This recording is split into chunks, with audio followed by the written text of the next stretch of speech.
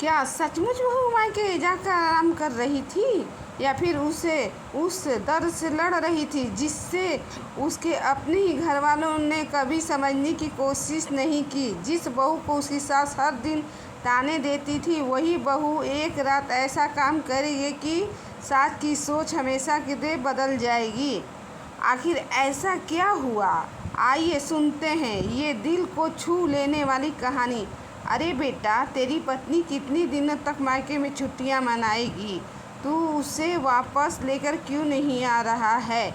लगता है तूने अपने पत्नी को महारानी समझ लिया है जो इतने दिनों से मायके में आराम कर रही है।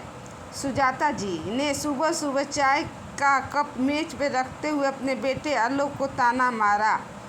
उसके चेहरे पर नाराज़गी साफ दिखाई दे रही थी। आलोक ऑफिस जाने के लिए तैयार हो रहा था, लेकिन माँ की बात सुनकर उसके हाथ रुक गए। उसने कुछ पल चुप रहकर माँ की ओर देखा और धीमे स्वर में कहा, माँ, नेहा आराम करने नहीं गई है, उसकी तबीयत ठीक नहीं थी। लेकिन सुजाता जी कहाँ मानने वाली थी। उन्होंने तुरंत जवाब दिया, तबीयत थी तो क्या मायके वाले ही डॉक्टर हैं? शादी के बाद लड़की का घर उसका ससुराल होता है। ऐसे बार बार मायके बैठने लगे तो घर कैसे चलेगा? आलोक चुप हो गया क्योंकि वो जानता था कि माँ को सिर्फ नेहा का मायके जाना नहीं खल रहा था, बल्कि ये बात खल रही थी कि पहली बार उसके बेटे ने अपनी पत्नी का साथ दिया था। नेहा को मायके गए पूरे 1.5 महीना हो चुका था। शादी के बाद ये पहला मौका था जब वो इतने दिनों तक अपने मायके में रुकी थी, लेकिन किसी को उसकी मजबूरी दिखाई नहीं दे रही थी।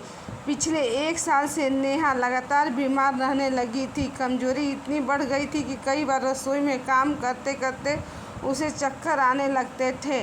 डॉक्टर ने साफ कहा था कि उसे पूरा आराम चाहिए वरना उसकी हालत और बिगड़ सकती है। लेकिन इस घर में बहू की बीमारी को बीमारी नहीं, बहाना समझा जाता था। सुबह 5 बजे उठकर पूरे घर का काम करना, सबकी पसंद का खाना बनाना, रिश्तेदारों की खातिरदारी करना, यह सब नेहा रोज़ बिना शिकायत के करती थी। जब कभी वो थक कर 2 मिनट बैठ जाती थी तो सुजाता जी तुरंत ताना मार देती, हमारे ज़माने में तो औरतों में काम करने में इतनी नहीं थकती थी। नेहा हर बार चुप रह जाती थी क्योंकि उसे लगता था कि शायद हर बहू की ज़िंदगी ऐसी ही होती है। आलोक शुरू से अपनी माँ का सम्मान करता था। पिता के गुजर जाने के बाद सुजाता जी ने बहुत संघर्ष करके उसे बड़ा किया था, इसलिए वो कभी उनकी बात काट नहीं पाता था। लेकिन शादी के बाद उसने धीरे धीरे महसूस किया कि उसकी माँ हर छोटी छोटी बात पर नेहा को गलत आती है। मगर दाल में नमक थोड़ा कम हो जाए तो गलती नेहा की। अगर बिजली का बिल ज़्यादा आ जाए तो जिम्मेदार नेहा। यहाँ तक कि जब नेहा की तबीयत खराब रहने लगी तब भी सुजाता जी ने यही कहती थी, आजकल की लड़कियाँ काम से बचने के लिए बीमारी का बहाना बनाती हैं। आलोक कई बार बीच में बोलना चाहता, लेकिन हर बार उसकी आवाज़ माँ के एहसानों के नीचे दब जाती। उस दिन की बात आलोक कभी नहीं भूल सकता। सुबह नेहा तेज बुखार में भी रसोई में खड़ी सबके लिए नाश्ता बना रही थी। उसके हाथ काँप रहे थे। तभी अचानक उसकी आंखों के आगे अंधेरा छा गया। वो वहीं फर्श पर गिर पड़ी। पूरा घर घबरा गया। आलोक तुरंत उसे अस्पताल लेकर गया।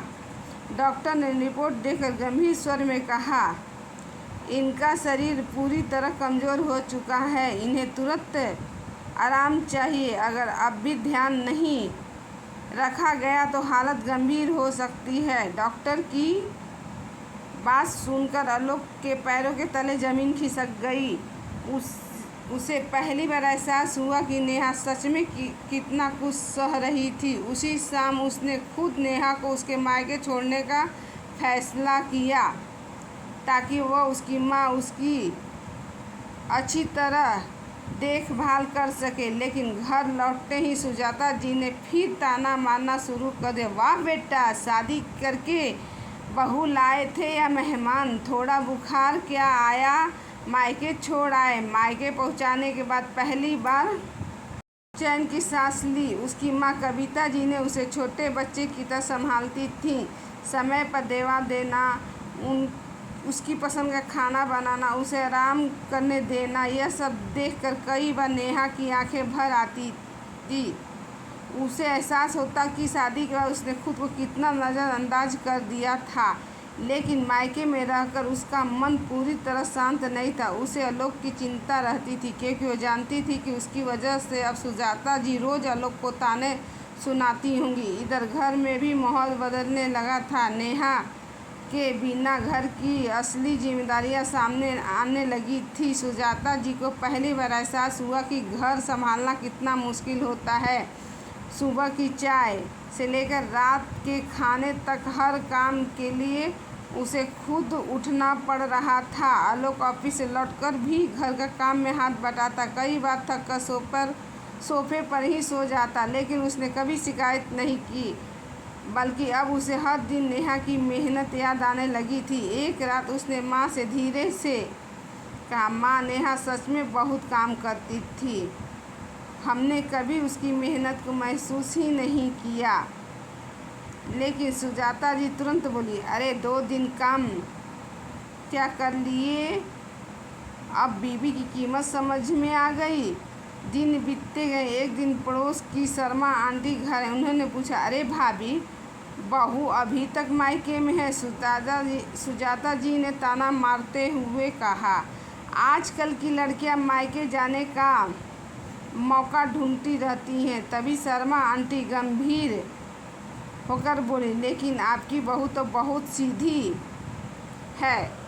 पिछले महीने जब मेरी तबीयत खराब थी, वही रोज़ दवा देकर जाती थी। इतनी अच्छी बहू सबको नहीं मिलती। यह सुनकर सुजाता जी कुछ पल के लिए चुप हो गए। उन्हें पहली बार एहसास हुआ कि जिस बहू को वह हमेशा कम समझती रहीं, लोग उसकी तारीफ करते नहीं थकते। उसी रात आलोक ने माँ के सामने पहली बार खुलकर बात की। उसने कहा, माँ, आपने ज़िंदगी भर मेरे लिए बहुत कुछ किया है, लेकिन नेहा भी पिछले 4 साल से इस घर के लिए सब कुछ कर रही है। उसने कभी अपने लिए कुछ नहीं मांगा। अगर आज वह बीमार पड़ी है तो कहीं न कहीं हम भी जिम्मेदार हैं।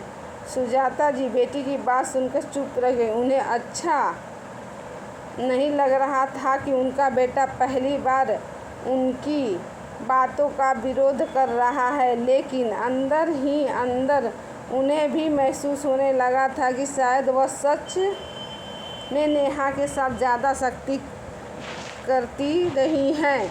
कुछ दिनों बाद अचानक रात को सुजाता जी की तबीयत बिगड़ गई। उसकी सांस तेज फूलने लगी। आलोक घबरा गया। वह उन्हें अस्पताल ले जाने की तैयारी कर ही रहा था कि तभी दरवाजे की घंटी बजी। सामने नेहा खड़ी थी। जैसे ही उसे पता चला था कि मम्मी जी की तबीयत खराब है, वह बिना एक पल गंवाए मायके से चली आई थी। उसने तुरंत सुजाता जी को संभाला, दवा दी, डॉक्टर से बात की और पूरी रात उसके सिरहाने बैठी रही। सुबह जब सुजाता जी की आँख खुली तो उन्होंने देखा कि नेहा ज़मीन पर बैठी उसकी हथेली दबा रही थी। उनकी आँखों में पूरी रात जागने की थकान थी, लेकिन चेहरे पर सिर्फ चिंता थी। सुजाता जी की आंखें भर आई। उन्होंने धीमे स्वर में पूछा, तू वापस क्यों आई बहू? नेहा मुस्कुराकर बोली, मम्मी जी, ये भी तो मेरा घर है। बस इतना सुनते ही सुजाता जी फूट फूट कर रो पड़े। उन्होंने पहली बार नेहा का हाथ पकड़कर कहा, मुझे माफ़ कर दे बहू, मैं तुझे समझ ही नहीं पाई। नेहा की आंखें भी नम हो गई। इतने सालों में पहली बार उसे अपनी सास की आवाज़ में सच्चा अपनापन महसूस हुआ था। उस दिन के बाद घर का माहौल धीरे धीरे बदलने लगा। अब सुजाता जी हर बात पर ताने नहीं देती थी, बल्कि कई बार खुद नेहा को आराम करने के लिए कहती। आलोक भी अब खुलकर अपनी पत्नी का साथ देता। एक दिन मोहल्ले की औरत घर आई तो सुजाता जी गर्व से बोली, मेरी बहू सिर्फ इस घर की जिम्मेदारी नहीं, इस घर की जान है। ये सुनकर नेहा की आंखें खुशी से नम हो गईं। सीख और सम्मान और अपनापन ही रिश्तों की सबसे बड़ी ताकत है।